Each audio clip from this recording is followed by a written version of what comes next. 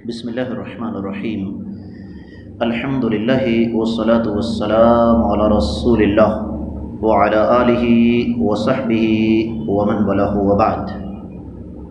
اللہ رب العزت کی توفیق سے آج رمضان المبارک 1441 ہجری کی 5 تاریخ ہے اور ہم 5ویں پارے کا قرآن مجید سے خلاصہ پڑھ رہے ہیں۔ جس طرح کہ کل کے سبق میں یہ بات گزری کہ رب کائنات نے چوتھے پارے کی آخری آیت مبارکہ میں وہ رشتے ہمارے سامنے رکھے جن کے ساتھ نکاح حرام ہے۔ 5ویں پارے کی پہلی آیت میں بھی اللہ تعالیٰ نے مزید کچھ رشتوں کا تعارف کروایا۔ اس کے بعد جو چیز میں خصوصی طور پر آپ کو یہاں سمجھانا چاہوں گا اس مناسبت سے، اللہ رب العزت نے اس سورہ مبارکہ کی 26ویں اور 27ویں آیت مبارکہ میں اللہ رب العزت نے دین اسلام کی 2 عظیم خوبیاں بیان فرمائی ہیں، اور وہ 2 خوبیاں کون سی ہیں کہ اللہ تعالیٰ نے اس دین میں ایک ایک بات کھول کر بیان فرمائی ہے۔ اور دوسری چیز یہ ہے کہ اللہ تعالیٰ نے ہمیں اپنی اطاعت کا حکم دیا، نفسانی خواہشات کے پیچھے بھاگنے سے منع فرمایا۔ غیر مسلم معاشروں کی اکثریت نفسانی خواہشات کے پیچھے بھاگ رہی ہے، نتیجتاً ذلت اور رسوائی ان کا مقدر ہے، کامیابی اللہ تعالیٰ کے احکامات کو ماننے میں ہے۔ پھر 29ویں آیت مبارکہ میں رب کائنات نے معاشی زندگی کا ایک عظیم اصول بیان فرمایا، لا تأکلوا اموالکم بینکم بالباطل۔ ایک موٹا اصول ہے کہ کسی بھی غلط طریقے سے ایک دوسرے کا مال ہمیں کھانے کی اجازت نہیں ہے۔ وہ طریقے بے شمار ہیں، رشوت ہے، چوری ہے، ڈاکہ ہے، سود ہے، بے ایمانی ہے، بددیانتی ہے، ملاوٹ ہے، خیانت ہے، ٹھگی ہے، وغیرہ وغیرہ۔ اس کے بعد اللہ رب العزت نے 32ویں آیت مبارکہ میں ایک اور بڑا اہم اصول ہمارے سامنے رکھا، اور وہ یہ ہے کہ ہمیں ایک دوسرے کے مرتبے اور مقام کو تسلیم کرنا چاہیے۔ جو عمر میں بڑا ہے اس کے بڑے پن کو تسلیم کیا جائے، جو علم میں بڑا ہے اس کے بڑے پن کو تسلیم کیا جائے۔ یہ اللہ تعالیٰ کی تقسیم ہے، اور اللہ تعالیٰ کی اس تقسیم سے انسان کو راضی رہنا چاہیے۔ اس کے بعد اللہ رب العزت نے گھریلو زندگی کا ایک بنیادی اصول بیان فرمایا، اور وہ اصول کیا ہے کہ الرجال قوامون علی النساء، مرد خواتین پر حاکم ہیں۔ یاد رکھیے اللہ تعالیٰ نے یہ نہیں کہا کہ شوہر بیویوں پر حاکم ہیں، مرد کے الفاظ ہیں، مرد خواتین پر حاکم ہے، اور اس کی 2 وجہ بیان فرمائی اللہ تعالیٰ نے۔ پہلی وجہ کہ اللہ تعالیٰ نے مرد کو جذباتی طور پر، جسمانی طور پر، اخلاقی طور پر، روحانی طور پر، اعصابی طور پر خواتین سے مضبوط بنایا ہے، یہ بات تسلیم شدہ ہے۔ اور دوسری وجہ کیا ہے؟ بما انفقوا من اموالہم، کہ مرد جو کہ سربراہ ہے، ذمہ دار ہے، اس کی یہ ذمہ داری ہے کہ وہ کما کر خواتین کو کھلائے۔ وہ خاتون ماں ہے، بہن ہے، بیٹی ہے، بیوی ہے، بہو ہے، پوتی ہے، نواسی ہے، جو بھی ہے، یہ ایک بنیادی اصول شریعت نے بیان کیا۔ اور اس سے ایک اور چیز کا پتہ چلتا ہے کہ پیسے کمانا یہ مرد کا کام ہے، یہ عورت کی ذمہ داری نہیں۔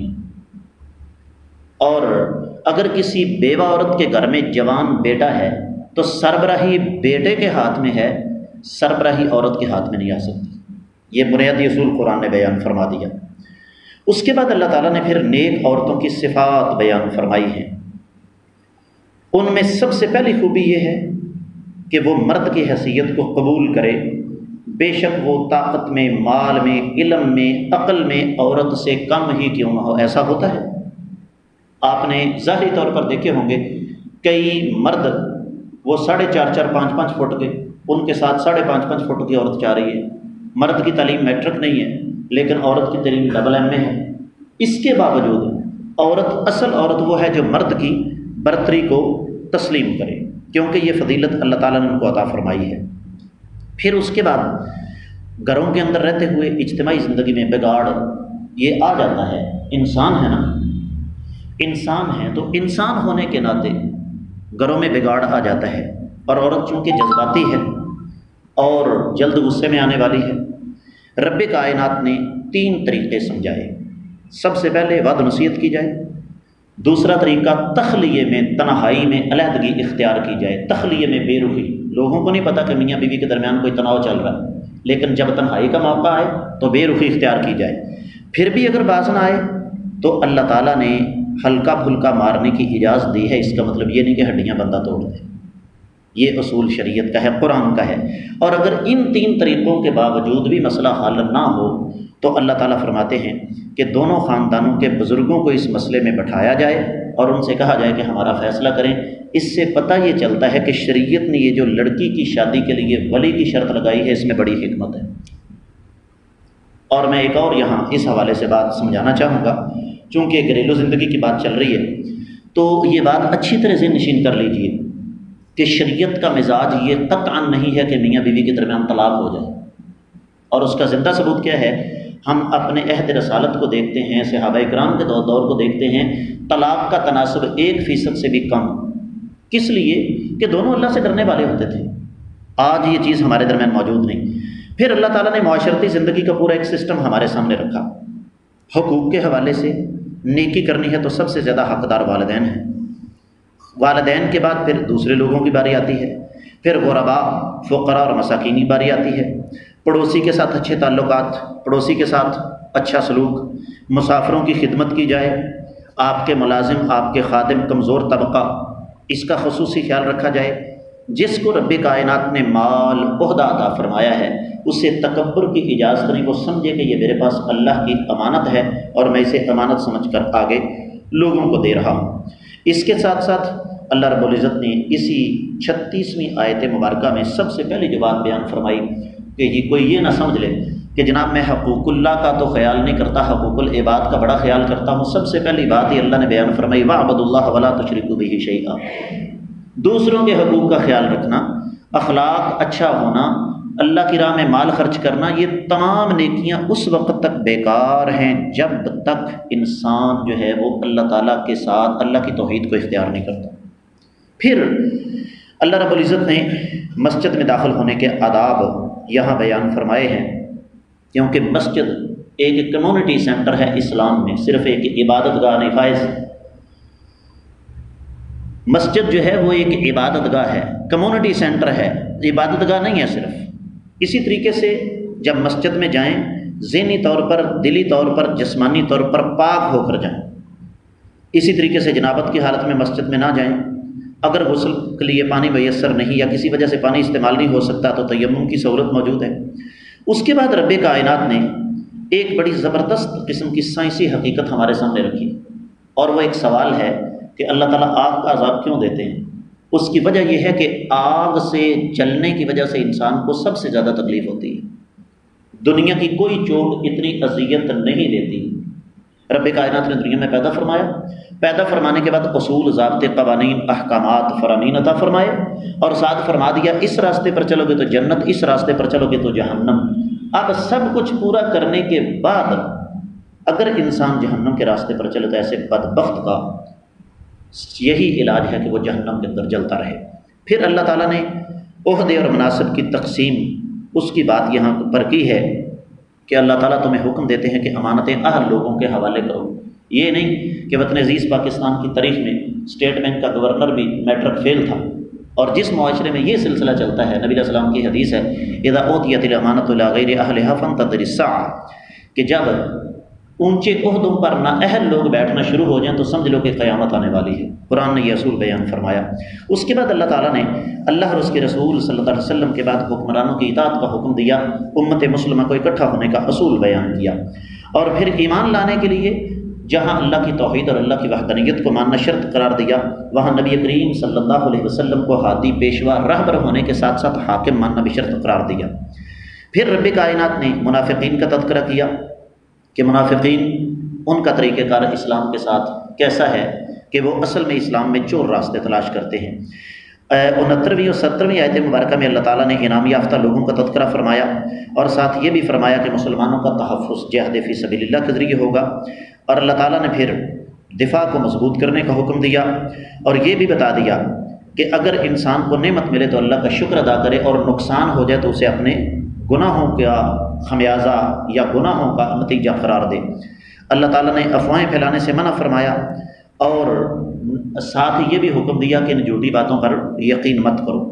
نیک کام کے لیے سفارش کرنا اللہ نے جائز قرار دیا، اور اس آیت مبارکہ میں آیت نمبر 85 میں پورے کا پورا سیٹ اپ اللہ نے بیان کر دیا سفارش کا۔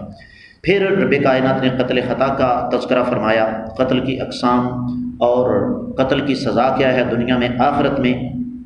اسی طریقے سے دنیاوی مفاد کے لیے چھوٹی چھوٹی باتوں پر کفر کا فتویٰ لگانے سے اللہ تعالیٰ نے 94ویں آیت مبارکہ میں رب کائنات نے منع فرمایا۔ جہاد اور مجاہدین کی فضیلت اللہ نے بیان فرمائی ہے۔ پھر ہجرت کے فضائل رب کائنات نے بیان فرمایا، مہاجرین کا جو مقام ہے وہ بیان فرمایا، صلح کی فضیلت اللہ تعالیٰ نے واضح کی ہے، اور پھر انسان کو گمراہ کرنے کے شیطانی ہتھ کنڈے ہمارے سامنے رکھے ہیں۔ ساتھ یہ بھی حکم دیا کہ ہر حال میں تم لوگ سچی گواہی دو۔ منافقین کی علامات اور ان کا انجام کیا ہے؟ قرآن کہتے ہیں ان المنافقین فی الدرک الاسفل من النار، منافقین جہنم کے سب سے نچلے گڑھے میں ہوں گے، اور یہ کافروں کے ساتھ دوستی کو اپنے لیے عزت کا باعث سمجھتے ہیں، دین کا مذاق اڑاتے ہیں، اللہ اور مسلمانوں کو دھوکہ دینا چاہتے ہیں۔ سوچنے والا مقام یہ ہے کہیں یہ صرف ہمارے اندر نہ پائی جائے۔ نمازوں میں سستی کرتے ہیں، نمازیں پڑھتے ہیں تو لوگوں کو دکھانے کے لیے اسلام کو دل سے قبول نہیں کرتے، بلکہ کفر و اسلام کے درمیان متذبذب ہیں۔ منافقین سے دوستی کو اللہ نے حرام قرار دیا، اور ساتھ یہ بھی حکم دیا کہ منافقین سے سختی کے ساتھ پیش آیا جائے۔ اور اس کے بعد اللہ رب العزت نے اللہ تعالیٰ کے عذاب سے بچنے کے 2 اصول بیان فرمائے۔ 147ویں آیت مبارکہ اس پارے کے اختتام تک جاتے ہوئے اللہ فرماتے ہیں ما یفعل اللہ بعذابکم ان شکرتم و آمنتم۔ 2 کام کر لو۔ پہلا کام اللہ تعالیٰ کا شکر ادا کرو، اور دوسرا کام ایمان، جو سب سے بنیادی اساس اور سب سے پہلے اساس ہے۔ یاد رکھیے، میں 1-2 مثال دے کر بات کو ختم کروں گا۔ ایشیا کا سب سے بڑا ہسپتال لاہور میں، ٹی بی ہسپتال ایشیا کا سب سے بڑا گلاب دیوی ہے۔ بنایا کس نے؟ گلاب دیوی نے۔ ہندو تھا، اس کو آخرت میں کوئی فائدہ نہیں ہوگا۔ اللہ نے اس کا نام قیامت تک زندہ رکھا، اس کا نام پاکستان بن گیا، پارٹیشن سے پہلے کا وہ ہسپتال بنا ہوا ہے، لیکن اس کا نام تبدیل نہیں ہوگا۔ لاہور کے درمیان میں ایک ہسپتال بنا ہوا ہے جس کا نام گنگا رام ہے۔ بنانے والا کون تھا؟ گنگا رام۔ جب تک ہسپتال قائم ہے اس کا نام زندہ رہے گا۔ حدیث میں واضح الفاظ ہیں۔ حاتم طائی کے بارے میں نبی علیہ السلام سے پوچھا گیا، اے اللہ کے رسول صلی اللہ علیہ وسلم، حاتم طائی کیا جنتی ہے؟ آپ نے فرمایا کیا اس نے اللہ کی توحید کا اقرار کیا؟ نہیں۔ فرمایا اس کو آخرت میں کوئی فائدہ نہیں، قیامت تک جب بھی سخاوت کا تذکرہ ہوگا تو حاتم طائی کا نام لیا جائے گا۔ اس کے ساتھ ہی اس پارے کا مختصر خلاصہ مکمل ہوتا ہے۔ کل ہم انشاءاللہ 6واں پارہ پڑھیں گے۔